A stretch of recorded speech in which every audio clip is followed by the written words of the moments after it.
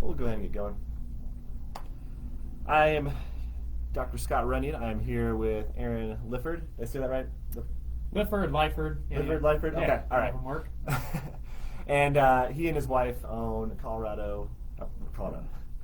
Rocky Mountain Ski and Sport, which is a used gear shop here in Colorado Springs. They just opened up last year with their standalone space, and they have a really cool story. They were in their garage for a while, operating a shop out of their garage before they got their own standalone space, which I think is really, really cool. And I always love supporting local family-owned businesses, so I think it's really cool to be able to be here with him and have him tell us a little bit about gear. What are some good things that you can do to care for gear? What are some things to look out for when it comes to how gear affects your performance? And excited to hear what his perspective is, which is very different from my perspective. As you know, I'm caring for the human body, he's caring for your gear, so kind of working together to accomplish the same goal. So Aaron, thanks for being on with us to do this interview tonight. Yeah, absolutely. Pleasure. Do you want to start off by just telling us a little bit about your background, like where you're from, what was your experience like growing up and in the past with skiing and snowboarding and things like that? Yeah. So, like many people in Colorado Springs, I am not a native of Colorado. Born and raised in the Midwest, but I came out to Colorado, had family out near Lake Tahoe. So grew up skiing. I mean, from pretty much 4 years old, I've been on a pair of skis, but spent a lot of my winter breaks in California skiing. Sort of fell in love with the sport through that, and when I had the opportunity to move out here, had a job that was pretty flexible and was able to bring my job with me from the Midwest. My wife, Jessica, and I, we took the opportunity and jumped at it, and from there, we've just really dove headfirst into the ski and snowboard business, kind of by accident a little bit, really. That we started it.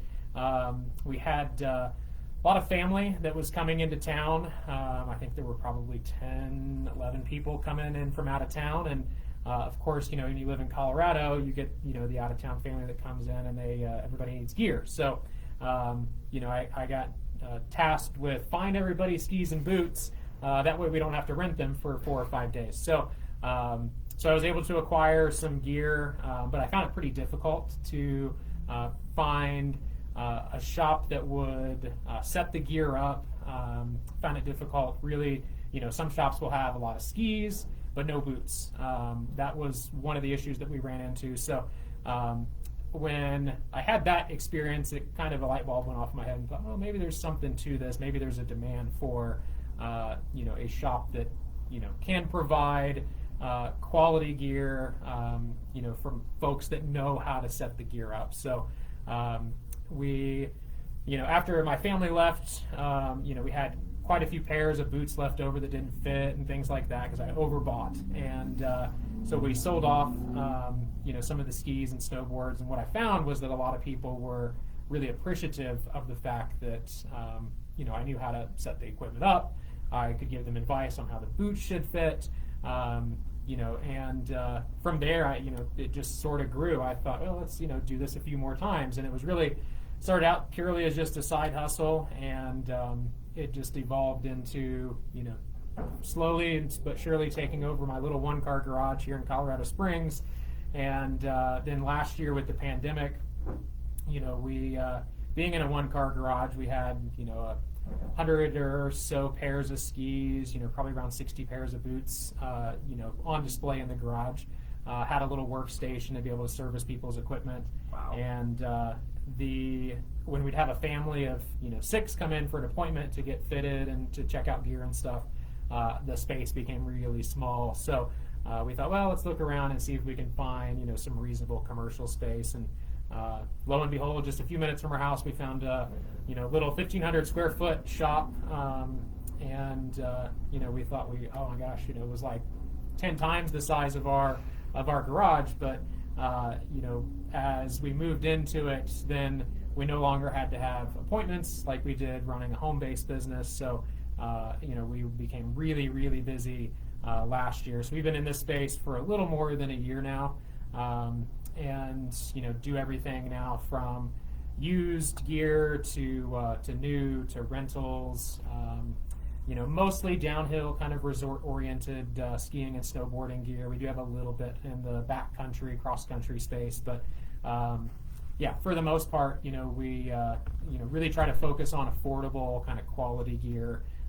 We ASTM test the bindings, those sorts of things, to make sure we're putting somebody out on equipment that will last them a while and that's safe to use. So that's awesome. Yeah, and I think when I came by here last year, and you were still doing like your tunes and waxes out of your garage. Are you still doing that? Or are you so we even though we moved into a retail space, it is still a small retail space. So we have a small back office here that is mostly used for storage. The power demands that it requires to run like a base grinder and things like that is beyond the capacity of what this space can handle. Plus, it gets a little messy and things like that to do lots of tuning here. But we do all of the waxing here, and then I do all the edging, base grinds, major repairs, lots of kind of stinky epoxy, PTEX type stuff. Do all those still from my home garage, since we're still licensed through the city to use that space as a for our business needs. So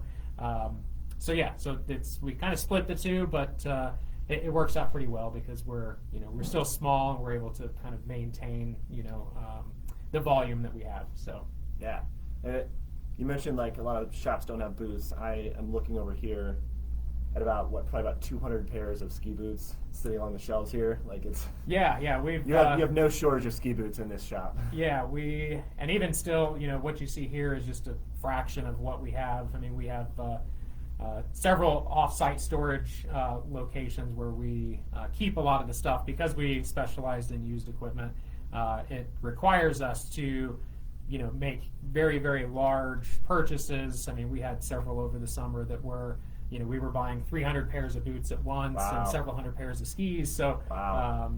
Very large U-Haul truck filled with gear, and we can't fit it all in here in a reasonable way. So because we need to have enough inventory to get us through the season, we tend to buy as much as what we can, and then we'll fill in the gaps as we need to. Yeah, you guys have a large inventory. Just looking around the shop right now, that you got skis lined up and down the walls here on both sides, plenty of snowboards, tons of options for people. Yeah, we've definitely expanded, have more higher end stuff this year. We've got a lot of 2020 skis that were demos last year. And yeah, just really trying to make skiing a little more affordable has always sort of been my goal and my wife's goal. I mean, we both are environmentalists at heart, and I would much rather see a good pair of skis get used for years to come, rather than what some resorts do is they'll use the equipment for a couple of years, 2 or 3 years, and then it has to find a new home, and sometimes that new home means that the ski gets cut in half and turned into furniture. So if we can use it for its intended purpose as long as we can, that's sort of my goal. So yeah, that's awesome. That's awesome. I love that mission too. That's great. So let's talk a little bit about some of the gear itself and like care for it. So what are some signs people should be aware of when it's time to get some work done on their gear, tunes, or gear with like boots too? Like, what are some signs that their boots might need something? And then what things can be reasonably done with gear? So like if certain edges are lost, if boots are packed out, what are some options that people might have for problems there? Yeah. So I mean, the first thing that we recommend to determine if your equipment needs maybe some TLC, do a visual inspection. A lot of people will take their equipment out, they'll use it for 10, 20 days during a year, and they'll never flip that ski upside down to see what the base looks like, see if there's core shots, especially early season stuff, where the coverage isn't great. The snow tends to get kind of commingled with rocks and dirt and things like that as they're grooming the trails. You're going to get more scrapes and scratches to the base of the ski or snowboard. You'll get more, potential edge damage, if you hit something, substantial. So just a visual inspection is kind of the first thing that I recommend. Make sure that there's nothing missing, no plastic broken off of bindings, things like that. You can always bring it to us and we can tell you, if, or any ski shop can tell you pretty quickly if that ski needs, something done to it. But beyond that, beyond the visual inspection, most people will notice, especially after you've had a tune-up on your skis, that ski's going to be really fast. And then you should be able to tell a difference as that tune-up starts to wear off. So your edge is not going to want to hold quite the same way. When you get to those kind of long, flat sections at resorts, you'll see people kind of gliding by you while you feel like you're kind of just getting bogged down into the snow. So those are some kind of obvious telltale signs that you might want to get your equipment in to be serviced. Something like boots, it's a little bit harder to tell. Obviously comfort is generally what I recommend to 90% of folks that come in. I mean, if you're a kind of amateur level skier or snowboarder, comfort is going to be kind of paramount. You're not going down and racing and taking the boots and unbuckling them, after every run. You've got those boots, laced up or buckled up for, 5-6 hours some days, sometimes longer on a really good day. Yeah, powder day. Yeah, and you're not stopping. Right. Yeah. So you want to make sure that your equipment feels comfortable. As you get things like liners starting to pack out, that comfort level is going to drop drastically. And it's even worse. I mean, with especially an older boot, that the liner is older, that foam is going to break down. Typically, you'll see like the fabric of the inside of the liner will actually start to pull away from the foam. So keep an eye on that. And then the other kind of telltale sign that you might need to look at replacing your boots or bringing them in and seeing if you can get some parts would be flip the boot upside down and you look at what's called the toe and the heel plate.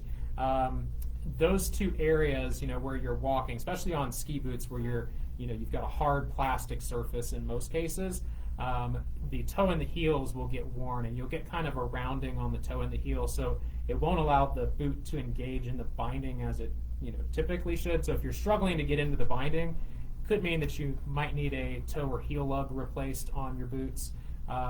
And generally we can look that information up. Sometimes if they're a really old boot, it can be harder to find replacement toe and heel lugs because ski companies stop making them after a while. But because we deal in used boots, we get boots in that sometimes have a broken buckle or the shell has been cracked. So what we'll do is to kind of salvage that boot as best we can, we'll take things off. Like if they've got a good toe and heel lug, we'll remove those toe and heel lugs. If they have a good liner, we'll pull the liner out. Yeah. That kind of way, like parting out an old car. Exactly. Yeah. So we try to keep as many of those parts because they do become quite hard to find after a while. Occasionally you can find them on eBay and places like that, but yeah, we try to maintain as much of an inventory in kind of hard to find parts as we can because we deal in used boots from really the last kind of 10 years or so. So we try to help folks stay in their equipment as long as they can, as long as it's still usable and good. A lot of times they can. So. Yeah, I like that you're able to take those parts and put the pieces together. I know when my first year skiing, I had a pair of old boots that someone had given to me, and after that first year, I was having that problem of getting in the bindings, wasn't all the stuff you were talking about, and I wanted to replace that toe and that heel plate, and no one could find the part for me. So I was like, all right, well, I'll get new boots, I guess. Yeah, it's just one thing that sort of frustrates me about the ski industry is they will. Their support period for a lot of equipment is it's a pretty small window. So, we try to get around that by, anytime we have somebody like, in your case, if say your liners were still good but the shell wasn't, we would offer you something for them on trade, and that way we can keep your liner, and maybe somebody else who comes along with that same boot that, maybe they were able to find toe and heel lugs but their liner's packed out. We've got an option for them that's quick and seamless and helps them stay in the equipment a little bit longer if we can help it. So awesome. You touched on it a little bit, but what are some definite signs that like what you have is no longer any good and definitely needs to be replaced? Well, the first and kind of obvious one, with boots, I would recommend bringing it to a shop. Because we see a lot of different types of gear, we generally have an eye for if that boot is still good enough to get you down the mountain. Boot technology, ski boot technology hasn't changed drastically. So, we have some people that come in that, they have this pair of boots that they've had for the last 15 years and they've taken really good care of them. They've stored them properly. They don't put them into a soggy ski boot bag at the end of the day and seal it up so that way everything gets rusty and gross. So some people care for their gear really well. Really in those cases, if we can keep somebody in good gear, we will try to do our best to do that. But a lot of times where we see especially ski boots fail is that plastic just over time, by virtue of it being plastic, it ages and deteriorates. So it's generally a pretty slow deterioration process, but it does deteriorate, regardless of how well you store it and how well you clean it. So at some point, the plastic just becomes too brittle to take out into, sub-freezing temperatures. So in those cases, it is generally worth it to upgrade to something newer. You don't necessarily have to buy new boots, but you might buy something, that's relatively else. new. Yeah. There is definitely a shelf life for ski boots, regardless of how well you care for it. With skis, the biggest factor is really kind of your bindings.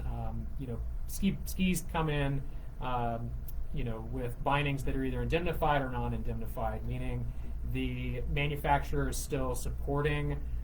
If they're indemnified, the manufacturer is still supporting that binding. If they're non-indemnified, what you run into is a lot of shops, especially shops that sell new equipment, won't touch them. There's some liability that comes in working on bindings that are non-indemnified, and generally that time period for bindings is between 7 to 10 years that they'll stay on the indemnification list, and then once they drop off and they're considered non-indemnified, a lot of shops, especially shops again that sell mostly new, they won't work on the bindings. So we work on a variety of bindings. We're not bound by any contractual obligations, fortunately, from any binding manufacturer. So we'll look at your bindings. We can ASTM test them, which means that we will put your boots into the binding. We'll test to make sure that they're releasing at the right rate, and we test that for both bindings, front release and then your rear heel release. So with bindings, that's really where at some point, once the bindings are non-indemnified and shops stop working on them, and if they don't test within the right range, then oftentimes it's worth it pretty much just to get new skis. Skis with, the skis that we sell used, they all come with bindings. So, we try to, if we get somebody that comes in that has something like that where they've got a set of skis that are non-indemnified, the bindings are trash, what we do during the off season is we can take that old ski that isn't really usable anymore. We remove the bindings, and we've got people here in town that make furniture out of it. So we do repurpose it, even if once it's past its I've the done end of that. its life. So I made a ski chair before. It's fun. yeah. Kind of a cool project. Yep. So what about? I know one thing that people always talk about, and it's a concern, is like a core shot. If your board or your ski takes a core shot, can you kind of take us through like? What that's like, and in that case, is the ski or the snowboard ruined? Like what's kind of the situation when something like that happens? So core shots come in many different types. I've seen some. I just had a guy in recently with a really nice Never Summer board that towards the end of last season he had gone up to hit a rail and actually hit the rail, the front of the rail, and it completely blew out the edge. And really pulled apart a lot of the base of the board. So in those cases, that's a really major repair. He really was just looking. Understandable for him was, this board's probably never going to ride the same way that it did when you bought it new. Mm-hmm. But we can get it put back together, and you probably get 2 or 3 good seasons out of it.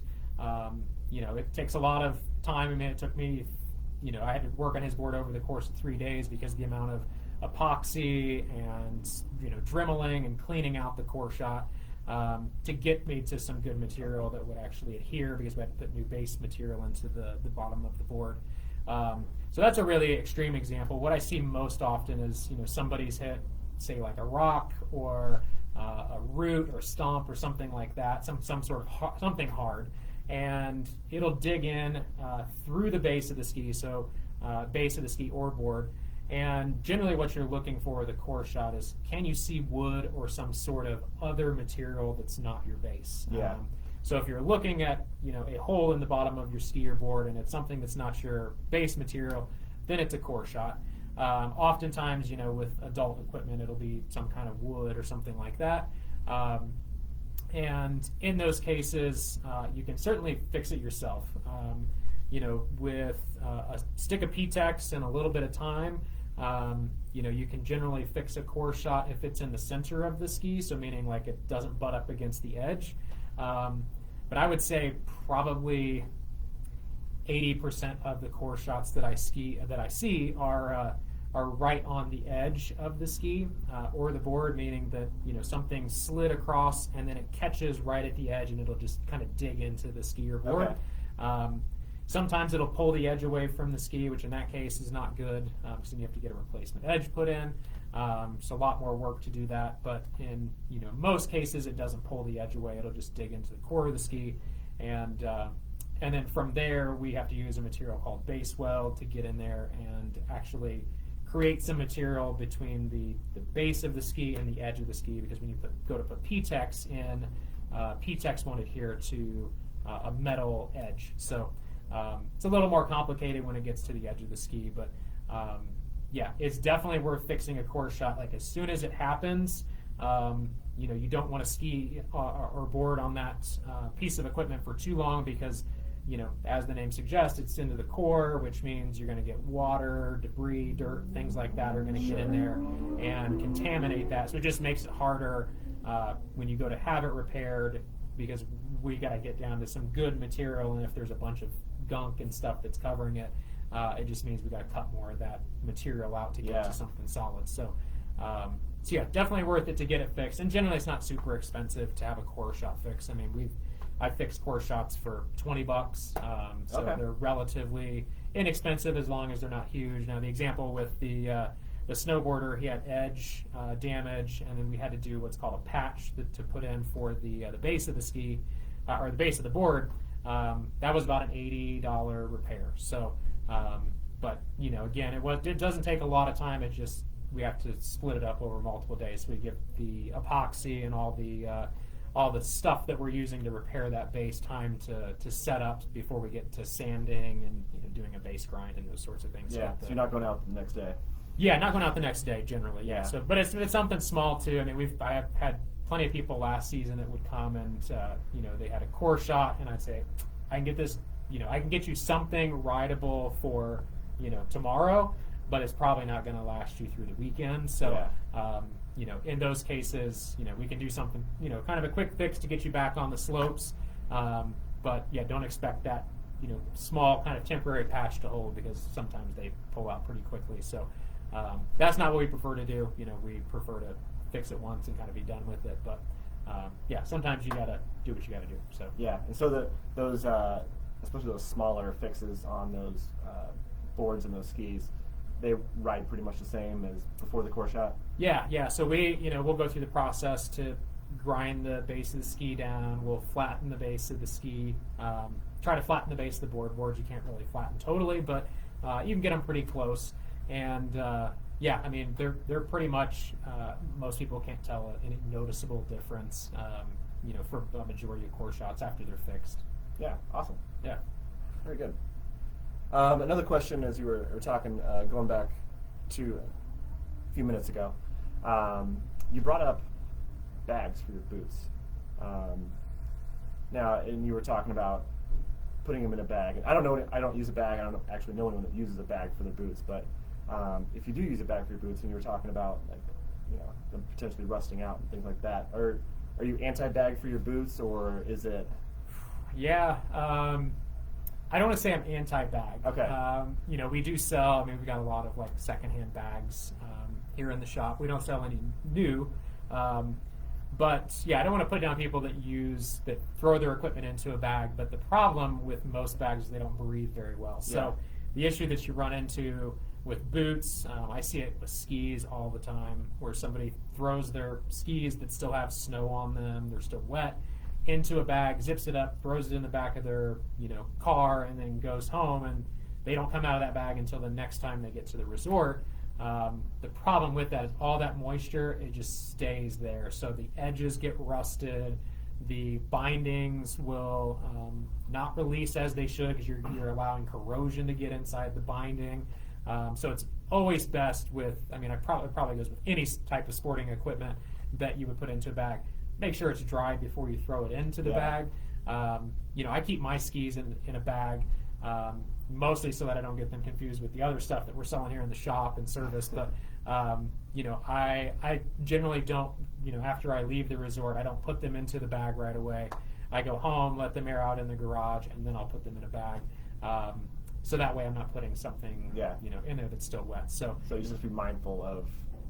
Yeah, be very mindful. If you can find a bag that has some sizable vents, which I've not come across any that are decent, that allow the equipment to really vent the way that it needs to. Maybe that's the next business venture for you. You invent the bag with who knows? Yeah, better vents. Like I said, I don't want to say I'm anti-bag, but I've seen enough equipment come in secondhand that it would be really nice if they hadn't have stuck it in a bag. And that makes sense. So you can ruin stuff pretty quickly by doing that. All right, and so what are some of your favorite new products or designs that are coming out that can help people, various skill levels? Yeah, so on the ski side, everything is getting wider, wider. A lot of that is so that you can get a little bit shorter ski, so it's a little more maneuverable if you're on a shorter ski than a longer ski.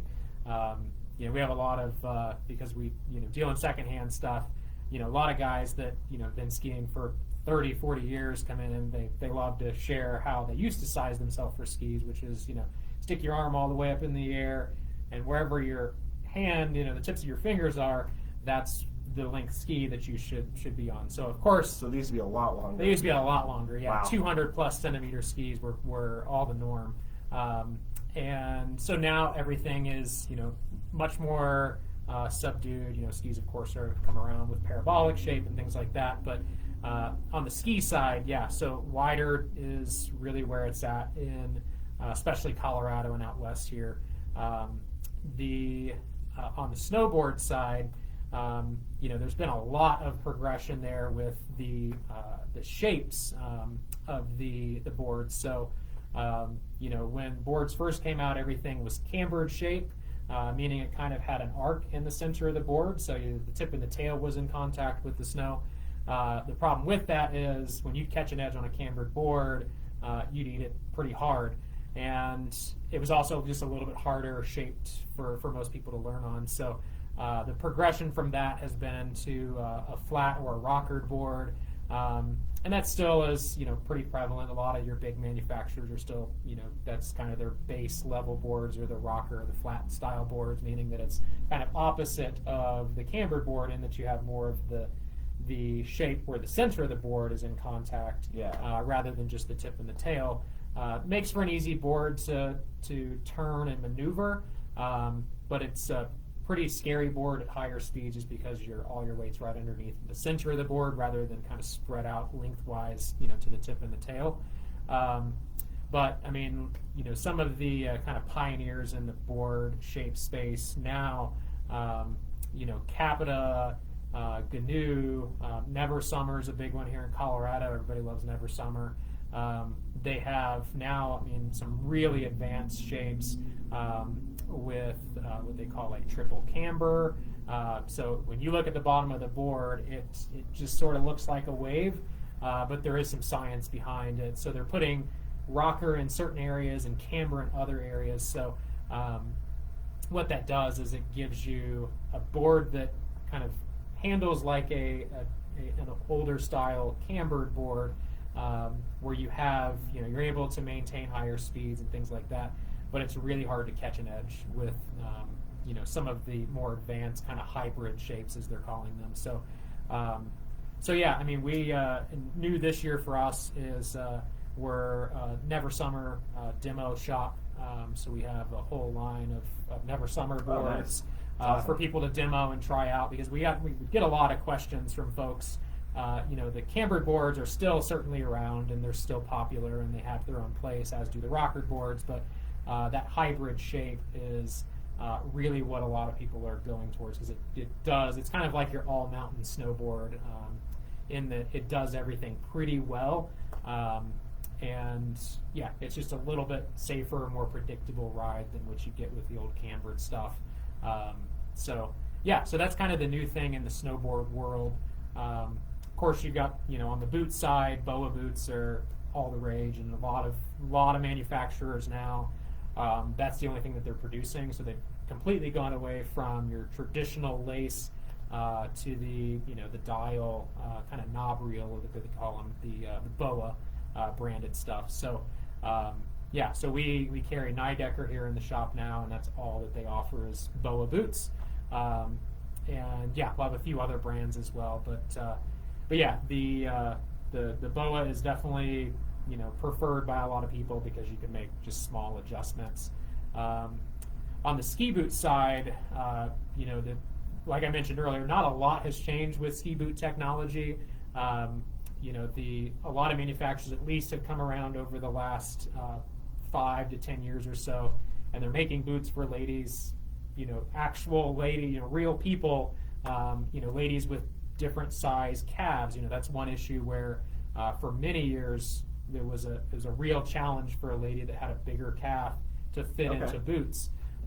So manufacturers have listened to that feedback, and they've done some things to allow for a wider calf to fit into boots, and make have more adjustment points and things like that on the boot to allow them to be just a little more comfortable throughout the day. So, but beyond that, the other thing that I've seen over the last few years is heated liners. So, for many years, there's been the external battery, and you can get the heated footbed and things like that. And those are great for adding heat to a boot. The problem is the batteries tend to be really heavy, fairly easy to lose, and they're expensive.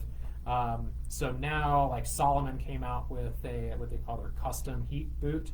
So the liner and the battery it's all one unit, and you have heat throughout the entire liner rather than just in the footbed of the boot. So it's a really slick design. Like, you pick the boot up, it feels weight-wise very similar to a boot without a heat. Very cool. And you can adjust the heat right on the liner itself. So it's really, I think that's probably the next progression for that kind of more luxury ski boot. So for those, is the plug-in to recharge the battery just you plug directly into the liner then? Yep. So it's got a plug that there's just a small little cable that comes out of the liner, and the charger itself has a the Y, so you can charge both boots at the same time. Yeah. And it's a super slick design. Now they're expensive. We I think they're around $750 retail. We happen to get some that were last year's demo. That are, I think we've got them for $320 or $329, something like that. So it's definitely, in terms of the boots that we offer, one of the most expensive used boots, if not the most expensive. But we've already sold a lot of non-heated boots that go for $700 too, though. Yeah. Well, that's the thing. I mean, we've already had a lot of people. We didn't get a ton of the heated options this year, but we've had, I think, 3 pairs of those that have already gone out the door. As soon as people realize what they are and how they work, they sort of sell themselves. So especially for somebody that deals with, trying to keep their feet warm, like, this is the ultimate in, heated options for them. So yeah. I know my wife has the packs, like the battery packs hanging off the back of her boots. She always says she feels like she has like little like rocket boosters on her Yeah. on her boots. Those things are they're like that big and Yeah, pretty they're thick. pretty heavy. I mean, of course, with lithium ion, the weight has come down, and you can get longer lasting battery out of them. But yeah, if you haven't checked out the heated, where it's the heated liner from Solomon, definitely worth checking out. It's a really slick design, and like I said, you can't tell that they're heated boots, other than it just says heated on the outside of the shell, and it's got the special liner. So yeah, it's pretty cool. Yeah, awesome. And you're primarily a skier, right? Primarily, yeah. Okay. I mean, I do a little bit of snowboarding, but most of my snowboarding involves me like picking myself up off the ground and things like that. So yeah. I dabble with it, mostly because I want to be able to share in the joys and the miseries and things like that come along with snowboarding. So but yeah, primarily a skier. That's what I grew up doing, and that's on really good days I take my skis out, not the snowboard. So yeah, I tried snowboarding once as well, and it's like I can already get down a lot faster and have more fun skiing. Why am I trying snowboarding? Yeah. But it is fun to go out there and try the different one every once in a Well, while. what we tell people that come into the shop that are trying to decide between the two is snowboarding is harder to learn but easier to master. So once you pick it up, you can progress really quickly. Yeah. Skiing is much easier to learn but harder to master. So sometimes you got to work at skiing for several years before you get really proficient, and you're able to dial in your turns and things like that. Yeah. So. Yeah, most definitely. So one last big question. So what's kind of your vision for the shop? I mean, do you have plans that you want to talk about or share, or anything that you see yourself in the next few years? I mean, it's been a wild ride. The last few years. I was sharing with you earlier that I up until September the 10th of this year, I had another full-time job. Last year we had the shop open just 4 days a week, and I mean, it was all that I could do was to work 2 jobs basically. So yeah, I'm 100% full-time into to working for the shop now. We're open 7 days a week, 11 to 7, so we have much wider hours than what we had last year. And so I mean, in terms of where we see this going, of course we want to continue to service this part of Colorado Springs. We have there's already shops on the west side of town. You've got shops on the north side, but there's really not a lot that's sort of central Colorado Springs. Yeah. I would love to have a bigger space, but we'll work with what we've got. We're in this space for at least the next 2 years for our lease. So I mean, we're just kind of taking it sort of day by day. We did a lot in the off season this past year to get ready for this season. We bought a lot more gear. So we have a much wider selection, a lot more price points for people. So skis under $100, all the way up to $400 or $500 used options. We've got some new equipment in the shop now as well. Some Solomon skis. We've got some Blizzard Technica stuff as well. A lot of new snowboards, some Nideckers. The big new one that we're carrying this year, our Never Summer stuff is demo this year, so it'll be available after we demo it for a year. The deal is with them, then we get to sell it in the second year. So we'll always have a kind of churning of Never Summer equipment. But we added an e-commerce side to the business this past summer. We're still working on getting all of the products onto the website. But snowsportsoutlet.com is kind of we're calling it the e-commerce division. Okay. We still have Rocky MTN Ski, which is our web address for the shop. But what we found towards the end of last year, really, we had a lot of people reaching out from the East Coast, places, of the U.S. where there is no ski shop within, a reasonable drive. So a lot of people wanted us to ship the equipment, and we didn't have, much capacity to do that until we got towards the slower part of our year last year, towards the end of the season. So this year we're doing a lot more shipping gear. I've got a board going to New York. Had several pairs of skis already go out this year to places on the East Coast. So trying to kind of expand our footprint virtually without needing to expand physically here in the Springs. But yeah, I mean, we're just going to keep doing what we're doing because I feel like it's worked pretty well so far. Yeah. We're full service, so we can get service turned around a lot faster too. Since I don't have another job that I'm kind of trying to do along with the ski shop now. So that's pretty exciting to be able to get people's equipment done, within a few days. So yeah, and like you said earlier, there's not a lot available in this part of town. Like I live like 5 minutes from here, and it's nice that I can come here to get my stuff, ready for the year and get all my tunes and stuff in. And like I told you earlier, we'll probably come by here to rent some stuff when I got family coming in later this year. So it's nice that it's in a spot where otherwise I don't have to drive 10 or 15 minutes or 20 minutes to go get that stuff. Yeah, and it's it's a humble little shop. It's not certainly not your fanciest part of town, but it's sort of how we like it. I live just a couple of minutes from here, so it's convenient for me and my wife to be able to get to the shop. Yeah. And with having some of our bigger pieces of tuning equipment offsite, it makes it nice to be able to get equipment there and back within a reasonable amount of time. So so we're just we're kind of playing it by ear. I mean, I would imagine we'll have, like we did last year, we'll close for the season probably towards the middle to end of April, and try to catch our breath a little bit for the summer and rebuild inventory back up for the next coming year. So the goal is always to have affordable equipment and equipment for the full family. So we've done a lot between this year and last year to really try to build up our supply of kids equipment, which is really hard to come by used, but we worked really hard to find lots of used options. So we got a really good selection for kids that are really little to teenagers and mom and dad as well. So we see a lot of families come in, so we want to continue to serve them as best we can and hopefully get them into skiing and or snowboarding for as affordable a price as what we possibly can. So that's awesome.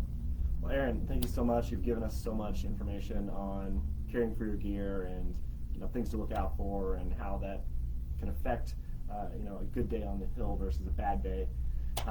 So I really appreciate you coming on and talking to everyone in the group. Colorado Ski and Snowboard Performance. I'll probably be repurposing this and putting it out on YouTube, my YouTube channel and a podcast, so that you'll be able to reach even more people and provide information to even more people than just the people in this group. So nice. Well, I appreciate it, Scott. Yeah. One last thing: if someone wants to get a hold of you and ask you questions about equipment or come in and check out the shop, how do they get a hold of you? Yeah, so Rocky Mountain Ski and Sport. We're at the corner of Circle and Galley, so 2905 Galley Road. Calling is sometimes the best and easiest way to get a quick answer, so our phone number is 719-357-8820. Or you can find us online at RockyMTN, so mountain abbreviated ski.com, so RockyMTNski.com. All right, perfect. Thank you so much. Definitely, Scott. Appreciate it. Thanks for everyone who tuned in and watches later.